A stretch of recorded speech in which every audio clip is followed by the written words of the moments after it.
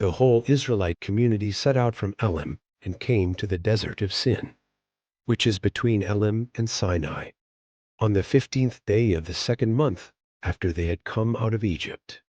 In the desert, the whole community grumbled against Moses and Aaron. The Israelites said to them, "If only we had died by the Lord's hand in Egypt. There we sat around pots of meat and ate all the food we wanted. But you have brought us out into this desert to starve this entire assembly to death."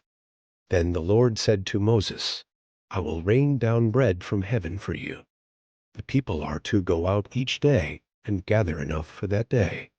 In this way I will test them and see whether they will follow my instructions. On the sixth day they are to prepare what they bring in, and that is to be twice as much as they gather on the other days." So Moses and Aaron said to all the Israelites, "In the evening you will know that it was the Lord who brought you out of Egypt, and in the morning you will see the glory of the Lord, because he has heard your grumbling against him. Who are we that you should grumble against us?"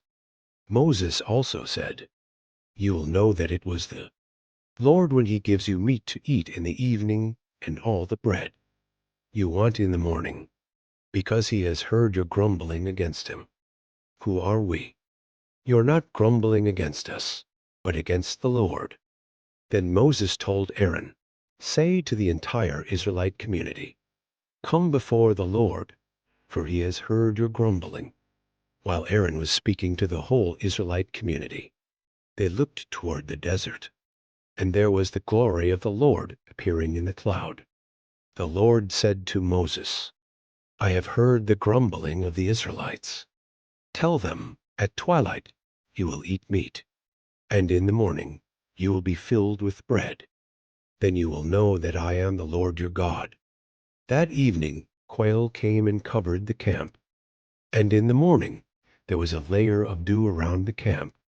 When the dew was gone, thin flakes like frost on the ground appeared on the desert floor. When the Israelites saw it, they said to each other, "What is it?" For they did not know what it was.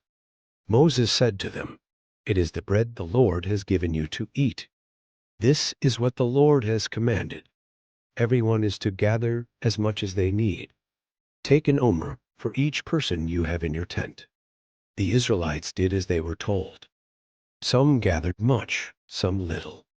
And when they measured it by the omer, the one who gathered much did not have too much, and the one who gathered little did not have too little. Everyone had gathered just as much as they needed. Then Moses said to them, "No one is to keep any of it until morning." However, some of them paid no attention to Moses. They kept part of it until morning, but it was full of maggots and began to smell. So Moses was angry with them. Each morning everyone gathered as much as they needed, and when the sun grew hot, it melted away. On the sixth day they gathered twice as much, 2 omers for each person, and the leaders of the community came and reported this to Moses. He said to them, "This is what the Lord commanded.